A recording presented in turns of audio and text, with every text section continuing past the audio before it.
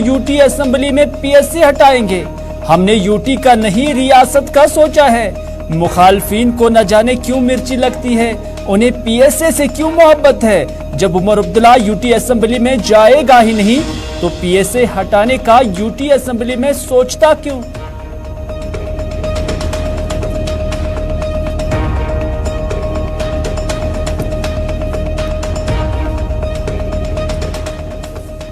हुकूमत मकामी लोगों से लीज पर दी गई जमीनें छीनकर शायद बाहर के लोगों को देने की कोशिश कर रही है।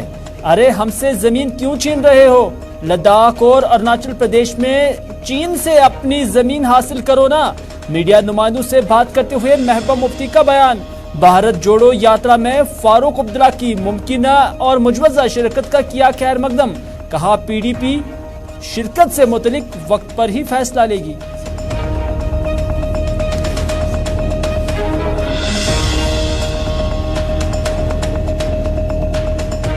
पीएसए को लेकर सज्जाद गनी लोन ने भी किया ट्वीट।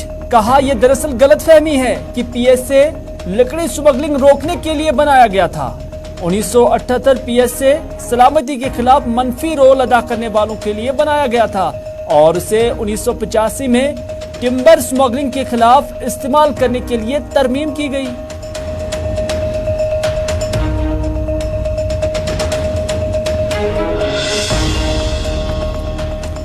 और सुप्रीम कोर्ट ने दफा 370 के मामले पर जल्द फहरिस्त की दरखास्त पर गौर करने का दिया यकीन।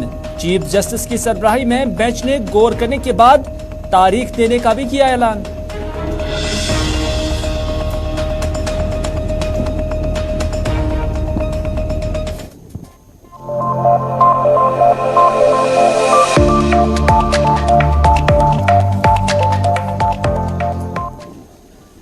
बिस्मिल्लाहिर्रहमानिर्रहीम, अस्सलाम वालेकुम। आप सभी का इस्तकबाल है। आप देख रहे हैं प्रोग्राम स्पेशल रिपोर्ट। आपका मेजबान मीरहिलाल हांजुरी आपकी खिदमत में हाजिर। नाज़रीन, कल ही उमर अब्दुल्ला ने अनंतनाग के अंदर कहा था कि जब भी वो सरकार में आते हैं तो उसके बाद वो पीएसए यानी पब्लिक सेफ्टी एक्ट को खत्म करेंगे। इस बयान के बाद ही सज्जाद गनी लोन की जन्म से ट्वीट आया और सज्जाद गनी लोन ने उस ट्वीट में कहा और सवाल किया था कि क्या यूटी असेंबली को ये इख्तियारात होंगे कि वो पीएसए जैसे कानून की तरमीम या उससे खत्म कर सकते हैं। एक सवाल उन्होंने छोड़ा था और उन्होंने कहा कि अगर नहीं तो फिर लोगों को झूठ क्यों बोला जा रहा है। ये कल जो है इस सवाल जो है ये सज्जाद गनी लोन ने उठाया, लेकिन उसका जवाब आज मुमकिन तौर पर देना था उमर अब्दुल्ला को। और उमर अब्दुल्ला आज पहलगाम के अंदर थे और उन्होंने मौका भी सही समझा और वक्त भी। और उसके बाद उमर अब्दुल्ला ने कहा कि मैं लगातार 2018 से ये बात करते आया हूं कि इस पीएसए को जाना ही है, लेकिन हमारे बाज मुखालफिन को न जाने क्यों मिर्ची लगती है। पता नहीं कि इन मुखालफिन को इस कानून के साथ प्यार क्यों है। उमर अब्दुल्ला डायरेक्टली या इनडायरेक्टली ये सज्जाद गनी लोन को कहते हैं और कहते हैं कि वो कहते हैं कि उमर अब्दुल्ला ने कैसे कहा है कि यूटी असेंबली में इस कानून को खत्म करना, जब यूटी असेंबली को यह ताकत ही नहीं है। अरे जनाब, आपने कैसे ये जहन में बिठा दिया है कि जम्मू कश्मीर यूटी ही रहेगी। अरे जनाब, मैंने खुद ही कहा है कि मैं यूटी की असेंबली में नहीं जाऊंगा। मैं इंशाअल्लाह यूटी असेंबली में न जाके यूटी को रियासत बना के ही रहूंगा। ये अल्फाज उमर अब्दुल्ला ने पहलगाम के अंदर इस जलसे के दौरान कहे और आज के इस जलसे में जवाब था सज्जाद गनी लोन को, निशाना था सज्जाद गनी लोन। और उन्होंने क्या कुछ कहा, आइए उन्हीं की जुबानी सुनते हैं।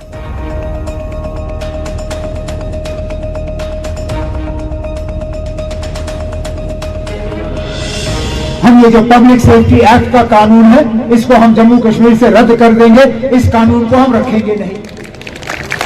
क्या गलत कहा मैंने? ये कोई नई बात नहीं थी। मैं लगातार 2018 से मैं ये बात करते आया हूं। हमारे कुछ मुखालिफ ऐसे हैं, उनको पता नहीं इस बात की मिर्ची क्यों लगी, उनको पता नहीं इस कानून के साथ इतना प्यार क्यों है। वो कहते हैं उमर अब्दुल्ला ने ये बात क्यों कही, ये यूटी है, यूटी में होगा नहीं। हम आपने कैसे माना कि ये यूटी रहेगा? मैं तो इस यूटी को मैं तस्लीम ही नहीं करता हूँ, मैं मानता ही नहीं हूँ जम्मू कश्मीर। और मैंने खुद भी कहा, मैंने कहा कि मैं यूटी की असेंबली में नहीं जाऊंगा। मैंने कहा है कि मैं यूटी की हुकूमत नहीं संभालूंगा, मैं यूटी नहीं मानता हूं। इंशाल्लाह जम्मू कश्मीर को यूटी से निजात दिला के जम्मू कश्मीर रियासत बना के मैं ये कानून जो है बदल के छोड़ दूंगा। एक मुश्किल दौर है, लेकिन जिस तरह अच्छे दिन नहीं रहते, इसी तरह बुरे दिन भी नहीं रहते हैं। इंशाल्लाह ये बुरे दिन भी चले जाएंगे। वो कहते हैं ना, वंद चले शीन गले बेई बहार। तो आज अगर एक सियासी सर्दी लगी है यहाँ पे, अब हमारे जज्बातों को एक ठंडे बक्से में डाला हुआ है, कोई बात नहीं, फिर बाहर आएगा, फिर खुशहाली आएगी, फिर हमारे चेहरों पे मुस्कुराहट होगा, फिर हम इस जम्मू कश्मीर को आबाद करके और खुशहाल। चलिए, उमर अब्दुल्ला पहलगाम के अंदर थे और उन्होंने यही बात कही कि आज जम्मू कश्मीर के अंदर अगरचे सियासी सर्दी है, लेकिन ये मौसम रहने वाला नहीं है। इन बुरे दिनों से जम्मू कश्मीर को निजात जरूर मिलेगी। लेकिन साथ ही साथ उन्होंने लैंड एक्ट के हवाले से भी कहा है। उमर अब्दुल्ला ने कहा कि जिन जमीनों पर मालिकाना हक लोगों को शेख मोहम्मद अब्दुल्ला ने दिया था, उन्हीं जमीनों पर सरकार आज, यानी लेफ्टिनेंट गवर्नर की सरकार आज कब्जा करने की कोशिश कर रही है। ये उमर अब्दुल्ला के अल्फाज है। उन्होंने कहा कि घर से हमें बेघर करने की कोशिश की जा रही है, ये हमारे कारखाने बंद करने की कोशिश कर रहे हैं। अरे जनाब, अगर बाहर से कारखाने लगाने वालों को लाना ही है तो उन्हें दूसरी जमीन दे दो, नई जमीन दे दो। बना बनाया हमसे छीनकर उन्हें देने की कोशिश की जा रही है। किसी को होटल बनाना है, कोई इंडस्ट्री बनानी है तो वो नया बनाए, पुराना छीनकर या कश्मीरियों से छीनकर उसे बाहर के लोगों को देने से मतलब क्या है, ये उमर अब्दुल्ला ने सवाल उठाया। उमर अब्दुल्ला का ये स्पीच का हिस्सा भी आप तक पहुंचाएंगे, क्योंकि उसके बाद महबूबा मुफ्ती ने भी इसी मामले को लेकर बात की है। लेकिन उमर अब्दुल्ला ने क्या कुछ कहा, आइए उन्हीं की जुबानी सुनते हैं। जिन जमीनों का मालिकाना हक आपको बाबा कौम जनाब शेर कश्मीर शेख मोहम्मद अब्दुल्ला ने लैंड ग्रांट एक्ट के तहत और इन बाकी कानून के तहत दिया, उन्हीं जमीनों पे आज ये कब्जा करने की कोशिश कर रहे हैं, घर से हमें बेघर करने की कोशिश कर रहे हैं, हमारे कारखाने बंद करने की कोशिश कर रहे हैं। नया इनसे मिला नहीं, नया इनसे बना नहीं। अरे ना, अगर बाहर से आपने लोगों को लाके यहाँ कारखाने लगवाने थे तो नए लगाते। अगर आपको इनको होटल दिलवाने थे तो नए होटल बनते। अगर आपको इनको दुकानें देनी थी, नए दुकान बनते। बजाय ये कि नया कुछ बने, बना बनाया जो हमारा है वो हमसे छीन के किसी और को देने की कोशिश की जा रही है। जब हमने पहले बात की कि 370-35 से हमारी पहचान है, ये हमारी पहचान, हमारा वजूद जो है मिटाने की कोशिश कर रहे हैं, मुझे उस वक्त ये फिक्र थी कि हमारा झंडा, हमारा आईन, इन चीजों पे हमला होगा। आज तो ये देखने को मिल रहा है कि हमारी खानदानी जो पहचान है वो भी आज महफूज नहीं है। परसों आपने देखा होगा एक नया ऑर्डर जिसके तहत हर खानदान को ये एक नंबर देंगे। अरे ना, यहां नंबरों की कमी है। आज भी हमारे पास नंबर ही नंबर है। आप जब बैंक में जाते हो अकाउंट खोलने के लिए, चलिए, जमीनों को लेकर जो सवाल उमर अब्दुल्ला ने उठाया है वही सवाल महबूबा मुफ्ती ने भी उठाया। और महबूबा मुफ्ती का कहना है कि हुकूमत ने जो हाल ही में यहाँ कानून पास किए उसके मुताबिक एलजी इंतजामिया उन मकामी अफराद से जमीन छीन रही है जिन्होंने जमीन लीज पर ली हुई है। सरकार दरअसल ये जमीनें मकामी लोगों से छीनकर बाहर के लोगों को देना चाहती है। ठीक उसी तरह जो उमर अब्दुल्ला का कहना था वही अब महबूबा मुफ्ती भी कह रही है। और महबूबा मुफ्ती का कहना है कि दूसरी जानिब अरुणाचल प्रदेश और लद्दाख में चाइना ने हमारी जमीनों पर कब्जा किया है, उससे वापस लेने में सरकार कुछ करती ही नहीं है। इससे साफ होता है कि अटूट अंग बोलने वाले इलाके के लोगों से जमीनें छीनी जा रही है, जबकि चाइना से जमीन वापस लेने वाली बात का सरकार के पास कोई जवाब ही नहीं है। ये महबूबा मुफ्ती जो कि पीडीपी की सदर है वो कहती है। किए बीजेपी ने, उसकी वजह से जो यहाँ के मकामी लोग हैं जिनके पास लीज की जमीन पड़ी हुई है उनसे वो छीन के वो किनको देना चाहते हैं मुझे बताने की जरूरत नहीं है। यहाँ के लोगों के, यहाँ के रहने वालों से जमीन छीन के बाहर के लोगों को देना चाहते हैं। और जो लद्दाख में चाइना ने इंकर्शंस किए, हमारी जमीन पे कब्जा किया, और अरुणाचल प्रदेश में न सिर्फ जमीन पे कब्जा किया बल्कि हमारे जो जवान हैं उनके साथ हाथापाई भी की, तो उसके लिए बीजेपी का कोई जवाब नहीं है। मगर जम्मू कश्मीर में लोगों के ऊपर जुल्म ढाना, हमारे वसाइल, हमारे रिसोर्सेज, अब हमारी ज़मीन को, जो यहाँ एक कानून पास किया था शेख साहब ने, लैंड टू द टिलर, यानी काश्तकार को जो काश्तकारी करता था उसको ज़मीन मिलती थी, आज उसका उल्टा हो रहा है। जो हम यहाँ ज़मींदार लोग हैं जिनकी ज़मीनें हैं, लीज पे हैं, जिनके होटल है, जिनका कारोबार है, उनको कहते हैं आप ज़मीन छोड़ दो और हम उस ज़मीन का जो चाहे वो करेंगे। तो मुझे लगता है कि ये बहुत बड़ा धोखा है यहाँ के लोगों के साथ, जिनको ये कहते हैं ये हमारे सिटीजन्स हैं, हमारे अटूट अंग हैं, उनसे ज़मीन छीनते। महबूबा मुफ्ती ने राहुल गांधी के भारत जोड़ो यात्रा से भी उस पर भी उन्होंने अपना रिएक्शन दिया है। उन्होंने कहा कि राहुल गांधी ने भारत जोड़ो की मुहिम शुरू करके बहुत अच्छा किया है। राहुल गांधी उस हिंदुस्तान को जोड़ रहा है जिस हिंदुस्तान के साथ जम्मू कश्मीर के लोगों ने इलाहा किया था, ये महबूबा मुफ्ती कहती है। महबूबा मुफ्ती ने कहा कि अगर फारूक अब्दुल्ला भी इस यात्रा को ज्वाइन करते हैं, जैसा कि फारूक अब्दुल्ला ने कहा कि जब ये जम्मू कश्मीर पहुंचेगी तो वो भी इसमें शिरकत करेंगे, तो ये बहुत अच्छी बात है। महबूबा मुफ्ती से पूछा गया है, उसे सवाल पूछा गया कि अगर डॉक्टर फारूक अब्दुल्ला इसके साथ जुड़ रहे हैं तो पीडीपी का क्या मौकफ है, क्या पीडीपी भी फिर इस यात्रा के साथ, जो भारत जोड़ो यात्रा है उसके साथ मिल जाएगी, ज्वाइन करेगी। उस पर महबूबा मुफ्ती ने कहा कि जहां तक पीडीपी का सवाल है वो उसी दिन पता चल जाएगा जब वो वक्त आ जाएगा कि पीडीपी का क्या डिसीजन होगा। दबे अल्फाजों में ही सही, लेकिन हाँ में नहीं।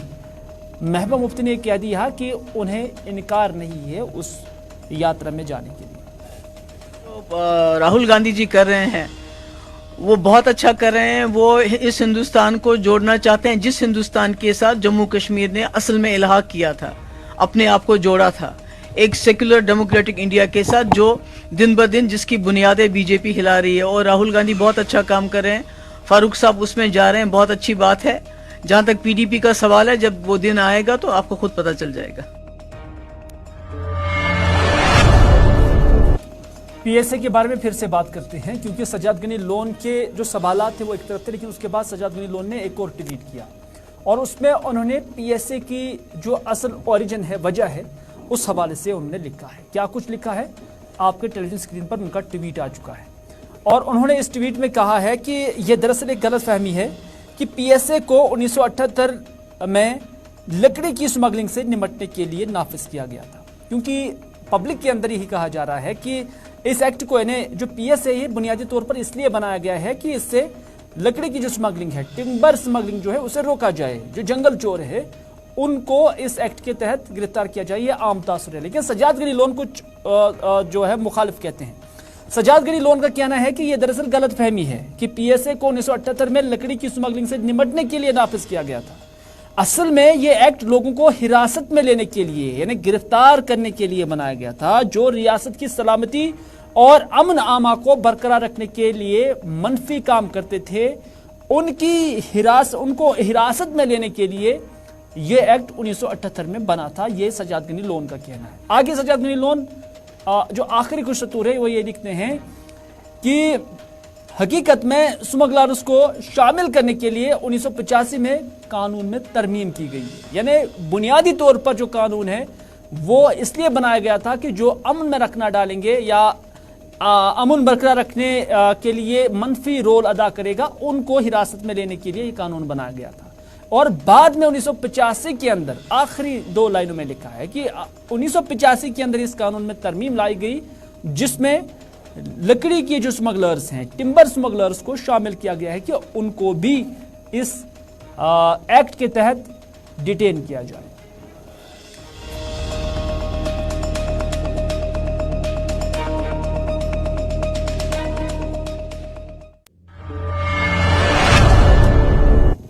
नाज़रीन, साल 2019 से अदालत उज़्मा, जिससे सुप्रीम कोर्ट भी कहते हैं अंग्रेजी में, सुप्रीम कोर्ट के अंदर दफ़ा 370 से मुतल्लिक जो दरख्वास्तें हैं वो जमा है।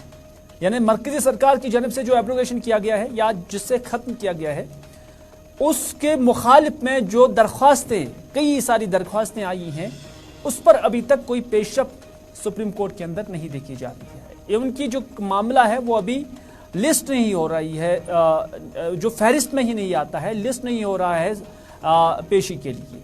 तो उस पर कई बार जो है दरख्वास्तें भी जमा कराई गई हैं और आज एक और दरख्वास्त पर सुप्रीम कोर्ट की जानिब से कहा गया है कि वो जम्मू कश्मीर को हासिल खुसूसी हैसियत को मनसूख करने वाले आर्टिकल 370 को मनसूख करने के अगस्त 2019 में मरकज के फैसले को चैलेंज करने वाली अर्जियों की जल्द फहरिस्त की दरख्वास्त पर गौर करेगी। यानी सुप्रीम कोर्ट ने कहा कि वो इस पर अब गौर करेगी और चीफ जस्टिस DY चंद्रचूड़ और जस्टिस PS नरसिम्हा पर मुश्तमिल बेंच ने कहा कि हम जांच करके तारीख भी देंगे, कि पहले वो हम गौर-खोज करेंगे और उसके बाद जांच करेंगे और तारीख देंगे कि कब इसे लिस्ट किया जाएगा। जब मुदाखलत करने वाले एकेडमिक और मुसन्निफ राधा कुमार ने इस मामले पर दरखास्तों की जल्द फहरिस्त बनाने का मुतालबा किया तो कहा कि इससे पहले इस साल 25 अप्रैल और 23 सितंबर को उस वक्त के चीफ जस्टिस NV रमन्ना की सरबराही में बेंच ने इस केस की फहरिस्त बनाने पर इत्तिफाक किया था। साबिक चीफ जस्टिस रमन्ना और जस्टिस R सुभाष रेड्डी के रिटायर होने के बाद से सुप्रीम कोर्ट को 5 जजों की बेंच को दोबारा तश्कील देना होगा। इनके अलावा जस्टिस संजय किशन कौल, BR गवाई और सूर्यकांत पर मुश्तमिल बेंच ने 2 मार्च साल 2020 को आर्टिकल 370 की मनसूखी की आईनी जवाज को चैलेंज करने वाली दरख्वास्तों पर गौर करने के लिए इस मामले को 7 जजों की बड़ी बेंच के पास भेजने से भी इनकार किया था। दफा 370 की मनसूखी और जम्मू कश्मीर तंजीम-ए-नौ एक्ट साल 2019 को चैलेंज करने वाली कई दरख्वास्तें रियासत को जम्मू कश्मीर और लद्दाख के 3 मराकज के जेर इंतजाम इलाकों में तकसीम करने को उस वक्त के चीफ जस्टिस रंजन गोगोई ने साल 2019 में जस्टिस रमन्ना की सरबराही में एक आईनी बेंच के पास भेजा था और 2020, 1970 और 1959 high court Jammu and Kashmir के दोनों फैसलों के दरमियान कोई तसादुम नहीं था, जैसा कि People's Union of Civil Liberties court of association और एक मुदाखलतकार की तरफ से दरख्वास्त की गई थी।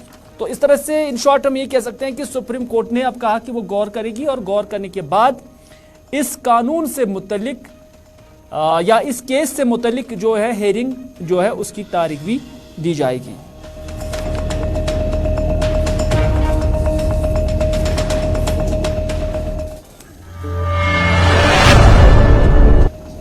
जम्मू कश्मीर के लेफ्टिनेंट गवर्नर मनोज सिन्हा आज डिविजनल कमिश्नर कश्मीर PK पोले, ADGP जो है उसके साथ साथ chief engineer R&B, deputy commissioner Bandipora की हमरा ओडिना सुंबल गए थे, जहां पर कश्मीरी पंडितों के लिए बन रहे ट्रांजिट कैंप्स का उन्होंने दौरा किया और जायजा भी लिया।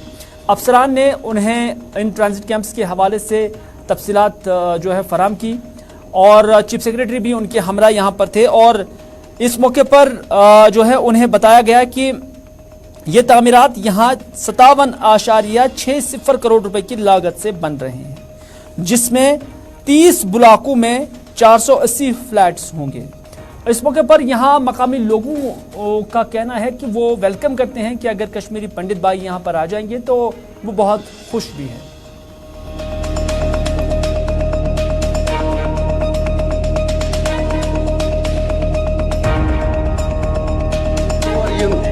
पंडित भाई तिहुद मोहब्बत हसा तिमन सह गो असल ये रूद जान बे रोजगार बन कंस कि दुकान हे त्रित कह त्रित ठीक है। ये 1 BHK फ्लैट है, 480 फ्लैट्स। हमने काम स्टार्ट किया था लास्ट ईयर अगस्त में। अभी तक ये हमारा इसका टाइम ऑफ कंप्लीशन है 30 मंथ्स, लेकिन हमने 11 मंथ में 90% काम कर दिया है। ये 90% almost completed in all respects. तो इसकी डेडलाइन क्या है, कब टाइमलाइन के बारे में? एक्चुअल डेडलाइन इसकी है next year August, next year September. But ये इंशाल्लाह अगर ऊपर वाले ने इधर शिवपुरा इलाके के अंदर यानी शिवपुरा सनवार श्रीनगर के अंदर मकामी लोग सड़कों पर निकले थे और शराब की दुकानें बंद करने का उन्होंने मुतालबा किया। इलाके में शराब की दुकानें खोलने के खिलाफ आज मकामी लोग जमा हुए, एहतजाज किया। इलाके के लोगों ने कहा कि ये शराब की दुकान न सिर्फ स्कूल के नजदीक कायम की गई है बल्कि मैरिज हॉल के नजदीक भी है। हम नहीं चाहते हैं कि शराब हमारी बस्ती में रहे, इसलिए सरकार से हम मुतालबा करते हैं कि हमारे बच्चों को नशे का आदी बनने से कबल ही इस दुकान को बंद किया जाए, क्योंकि नशा सेहत के लिए ठीक नहीं है। नशा मुक्त भारत भी चलाया जा रहा है और दूसरी जानिब शराब की दुकानों की इजाजत पर लोग हर जगह नालान हैं और सरकार की इस पॉलिसी के खिलाफ जगह जगह पर इससे पहले भी नाराजगी का इजहार किया गया और आज यहाँ शिवपुरा श्रीनगर के मकामी लोगों ने भी इस पर बरहमी का इजहार किया और उन्होंने कहा कि ये जो फैसला है, इस तरह के फैसले किसी भी तौर पर इस सोसाइटी को न सूट करते हैं और ना ही ये कोई अच्छा मौक़िफ़ है।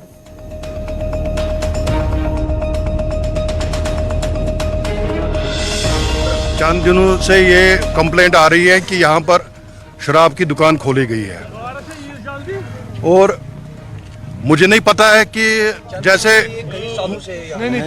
नहीं यहाँ पर तो कुछ दिनों से ये पहले बाहर था काफी देर से, लेकिन ये रिसेंटली यहाँ पर आया है। तो बाहर जो था वो नेशनल हाईवे पर था, तो हमने कभी उस पर मतलब कोई प्रोटेस्ट नहीं किया है। लेकिन आज पोजीशन ये है कि जो केवी नंबर 1 हमारे जो बीबी कैंट में बादामी बाग कैंट का ये एक्चुअली स्कूल है, ये बहुत प्राचीन स्कूल है और बाद में ये यहाँ पर शिफ्ट हो गया। काफी बड़ा स्कूल है जिसमें बच्चे पढ़ रहे हैं अप टू क्लास 1 से लेकर 12th तक। और आप देख लीजिए, मुझे एग्जैक्ट पता नहीं है, लॉ कहता है 150 मीटर की दूरी होनी चाहिए जहां पर भी शराब का दुकान खुलेगा, स्कूल से, किसी भी स्कूल से, चाहे वो रिलीजियस प्लेस हो, चाहे वो स्कूल हो, और इसमें एक रेजिडेंशियल एरिया भी है। और आप देखिए, आप जिस वक्त शराब का दुकान यहां पर शुरू हो गया तो बच्चों की हालत क्या रहेगी। एक साइड से राइट साइड में उनका साथ में है शराब की दुकान और लेफ्ट साइड में है उनका पिक्चर हॉल। और थोड़ा सा आगे हम चलेंगे तो हमारा यहाँ बहुत पुराना प्राचीन स्कूल है वुडलैंड, और हमारा तीसरा स्कूल यहाँ बंड पर है गवर्नमेंट स्कूल। तो इसमें तीनों चीजें इन्वॉल्व हो जाएगी, स्कूल भी इन्वॉल्व हो जाएगा केवी का, और सेकंड वुडलैंड स्कूल भी इन्वॉल्व हो जाएगा, और यतू मोहल्ले के पीछे मलगुजार के पास एक सरकारी स्कूल है वो भी इन्वॉल्व हो जाएगा। और हमारे माए बहने जब शाम को लेट आती है, बच्चे आते हैं सबको, तो उनका चलना बहुत मुश्किल हो जाएगा। तो मैं ऑनरेबल एलजी साहब से हाथ जोड़कर अपील करता हूं कि मेहरबानी करके। तो नाज़रीन, आज के स्पेशल रिपोर्ट में बस इतना ही। अपने मेजबान को दीजिए इजाजत इस वादे के साथ कि अगर जिंदगी रही तो आपसे फिर होगी मुलाकात। तब तक के लिए खुदा हाफिज, फी अमानिल्लाह।